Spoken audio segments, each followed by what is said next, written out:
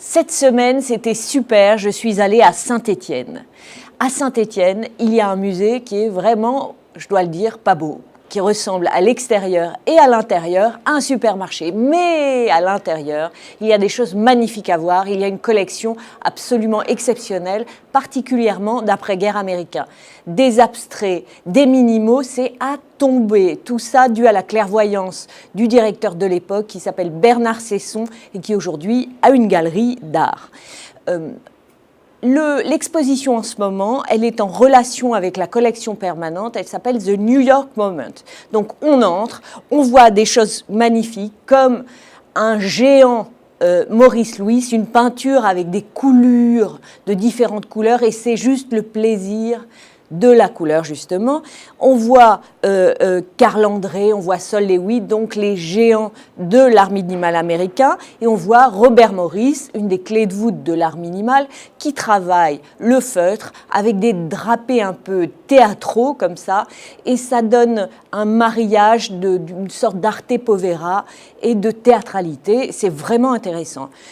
Parallèlement à la collection permanente, il y a 3 expositions, dont la plus pertinente est celle consacrée à Peter Halley. Peter Halley, c'est un artiste américain qui est né en 1953 et qui fait de la peinture de type géométrique dans des couleurs fluo. Ce qu'il représente, c'est des paysages urbains qui sont un peu schématisé, et en l'occurrence, c'est la production, 40 tableaux de la production depuis les années 2000, et moi ce que j'y ai vu principalement, c'est comme des panneaux de signalisation stylisés, géométriques, dont on a barré le message, interdit de stationner, etc. Et c'est un mélange, une symphonie de couleurs et de formes, et c'est vraiment hypnotique, c'est vraiment très très intéressant, et Peter Halley, je pense, est un grand artiste. À côté de ça, Joël Chapiro, qui est un sculpteur né en 1941 et qui compose des formes géométriques en 3 dimensions, en équilibre savant. Et là, il y a une salle qui est consacrée aussi à ce qu'il a fait depuis les années 73, c'est-à-dire des petites maisons, on se sent géant à côté de ça, des petites maisons simplifiées qui sont soit brûlées, soit en plâtre.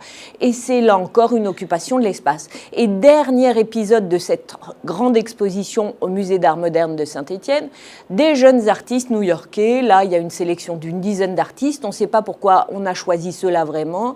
Et c'est peut-être le moins convaincant du grand exposé sur New York aujourd'hui au Musée d'Art moderne de Saint-Étienne. Mais cela dit, on sort et on est presque euphorique de la qualité des œuvres classiques du musée.